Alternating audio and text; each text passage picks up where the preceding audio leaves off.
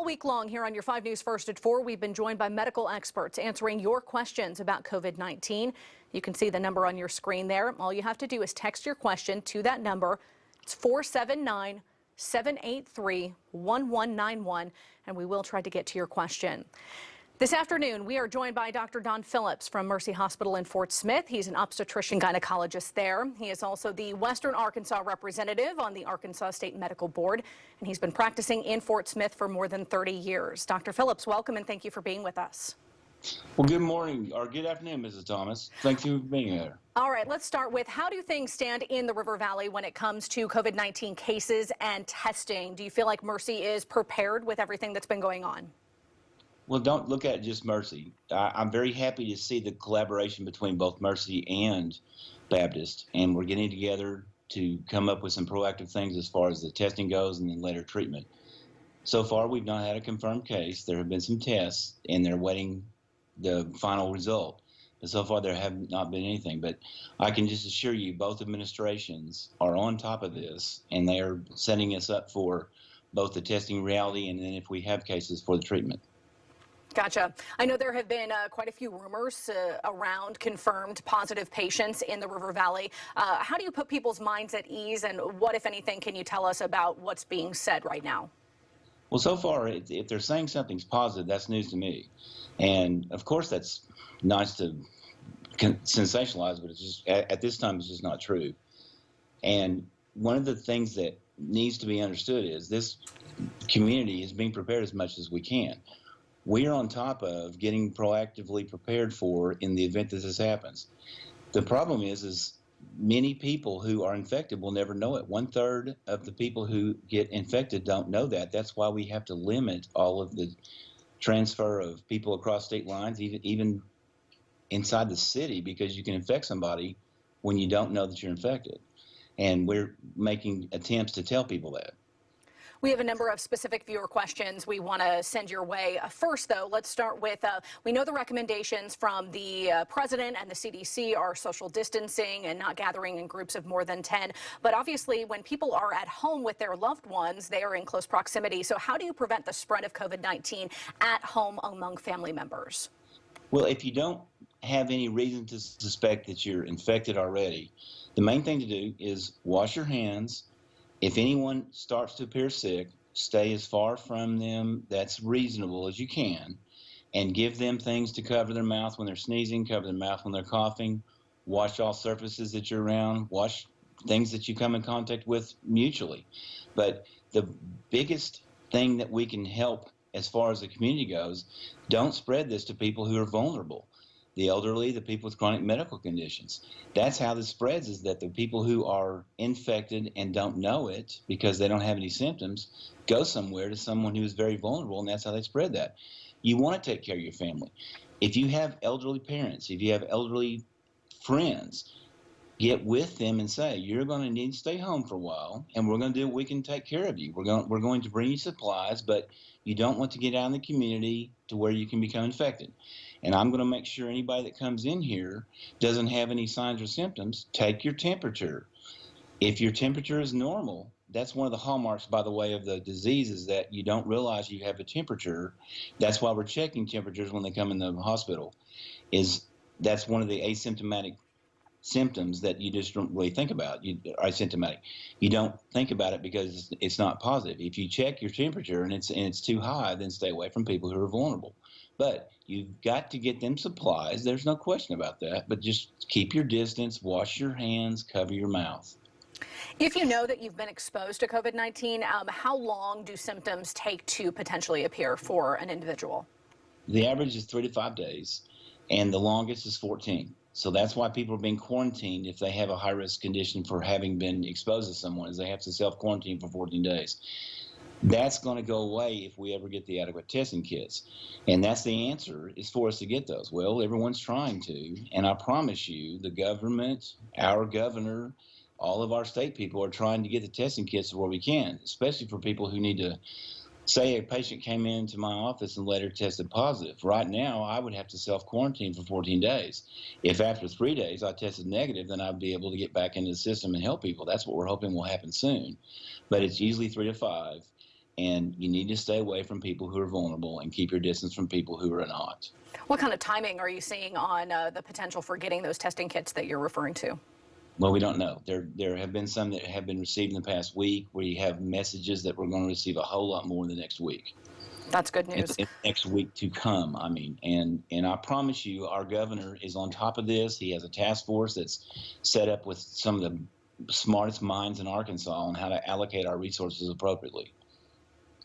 So tell me, if someone feels they've been exposed or is worried that they've been exposed to the virus from a positive patient, are they guaranteed to contract COVID-19? Not at all. That's why if I suspect a patient may have any of the symptoms, I need to put a mask on. I need to put gloves on if I touch them, and I need to wash my hands. That's what all medical people, that's what all of the citizens need to do. And if you are not exposed from a droplet, air droplet type transmission, unless you get it from where they touch the surface and you put your hand on it and then change your contact, that's unfortunately how a lot of this changes. So don't put your hand in your, like we say, don't put your hand in your mouth, nose, your eyes without washing your hands first.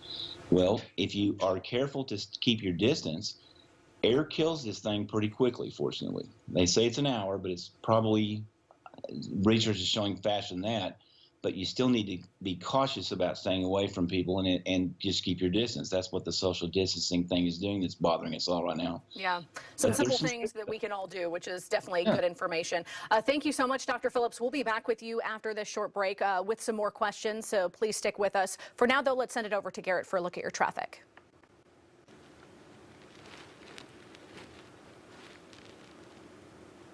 Traffic conditions across the area are minor, obviously, with many of you working from home. Let's take a look and see what it looks like on road surfaces.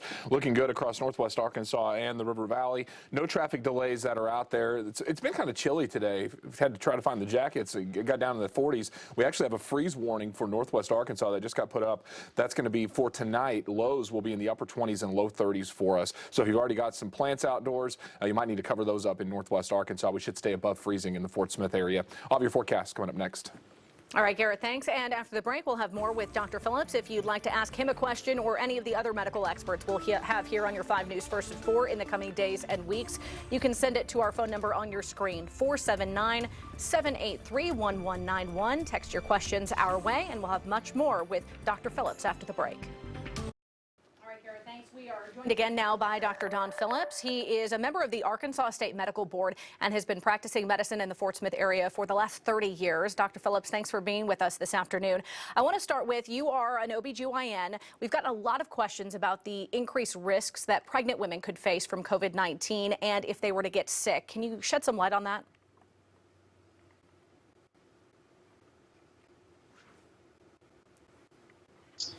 And when you compare it to the flu, we actually have some comfort here. I, in my practice years, have seen 5 patients die from the flu. They chose not to get vaccinated, and for whatever reason, from all the propaganda, and they died. Well, this doesn't seem to be affecting pregnant women to the same level that the influenza, the really virulent influenza kinds do. Pregnant women are very vulnerable because if they get a respiratory infection, as that big uterus pushes up on the diaphragm, they can't expand their lungs and clear out their lungs adequately. That's why they're susceptible. It's not so much that they have a decreased immunity, they just have a decreased ability to get rid of whatever it is they contract. And when you have especially toward term pregnant uterus, it's hard as heck to open their lungs up. Well, so far, I looked this morning, and there still wasn't evidence of a pregnant woman who died that I could see from my sources, and I may be wrong, but that's a great comfort to me because in H1N1, we say that a pregnant woman's risk is like that of a 70-year-old. We're not seeing that with COVID-19. I'm very happy to see that. So far, there have been some pregnant women contract it. So far, there haven't been any fatalities. That's good news. We also have some more specific viewer questions for you. Some people are asking us if people with certain blood types are at greater risk of contracting COVID-19. What do you know about that? I'm not aware of there being any difference whatsoever. Okay. What they're talking about is people with harmful changes, such as the hemoglobinopathies. We're not seeing that with this so far that I'm aware of. We've talked about some of the symptoms that seem to be present in most COVID-19 patients. One of the questions we got was, is a fever always present if you have contracted COVID-19? Most of the time, but not always. And the thing is, a fever isn't a fever until you check it. You're not speeding until someone radars you. And if you don't check your fever, your temperature, you don't know if you have fever. And it's not always 101.4 and above. Sometimes it's only 99.8, 99.9. So a low grade increased body temp compared to what yours usually is should be caution, saying to you, be cautious and don't be around people as of this time. Another question, is it possible for the virus to spread through things like money, your pets, a household fly, pools? Those are all very specific things, but have you heard of the virus spreading through inanimate objects like that? Well, I've not heard of too many people swimming right now. True. And I've not heard of too many people being in hot tubs. I know there's been a lot of people say, I got my X disease from hot tubs. Anyway, surfaces, yes. If someone touches a surface and they've recently wiped their nose and then you put it on your finger and scratch your eye, that's one of the ways it's being spread. So wash your hands, wash surfaces. I'm not aware of the evil fly transmission or anything like that as of yet, but again, you'd have to talk to the infectious disease experts about that. Sure. All right. Thank you so much. We'll be back with you after this commercial break. Stick around with us. We'll have more questions for Dr. Phillips right after this. Welcome back here to your 5 News First at 4. We are taking your questions live for our doctor about COVID-19. We're joined by Dr. Dawn Phillips. He is an OBGYN out of Fort Smith. And doctor, thank you for being with us this afternoon. I want to start this segment of questions with, how is the coronavirus impacting women versus men? What have the numbers been showing that you're aware of? Well, it's affecting both. Men appear to be having a more severe symptom disease process and actually have had a higher morbidity mortality rate from what the numbers I looked at today. But as far as the infectious, we don't know, because 1/3 of people never have symptoms, and unless you get tested, you don't know if you're positive or negative. But men seem to be affected more severely, and I can't answer why. If someone does get sick, what are the treatment options for them, whether they end up being hospitalized or whether they're taking care of themselves at home? Well, the first thing you do is stay away from people. First thing you do is self-quarantine. And if you think you're sick enough to warrant attention, that's when you call your doctor. We have a protocol set up about people who, since we have minimal tests available, do you need to come in and get tested, or do you just need to self-quarantine for a while? If they get tested and they're positive and you get sicker, then that's when you call your healthcare primary care doc and say, let's go through the protocol. If you get hospitalized, so far we're not being overburdened because we haven't had it yet. Are we going to? I can't tell you, but I can tell you both administrations at both hospitals are on this, and they're setting up protocols to where we'll have adequate healthcare providers and we'll have adequate healthcare equipment. That's very positive. I know that we've talked about kind of the terminology of flattening the curve, and that is exactly what that's designed to do, right? To give healthcare professionals more time to be prepared for when those cases do start to come in, correct? Look at the countries who didn't prepare. Look at Italy. Look what happened to them. Look at China. Of course, they didn't have a chance because they didn't know about it. Look what South Korea did.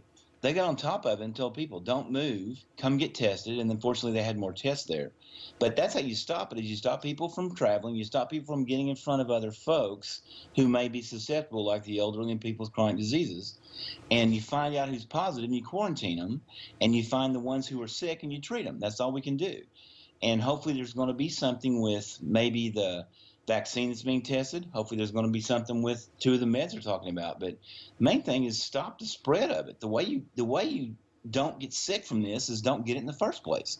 So don't expose yourself and don't expose others if you've had a risk of being one of those people. Then you're the vector. And that's what we don't want to do. Healthcare professionals, we don't have a choice.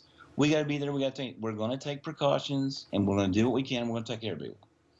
All right. Thank you, doctor. We want to give you the final word. That'll be coming up right after the break. Thank you.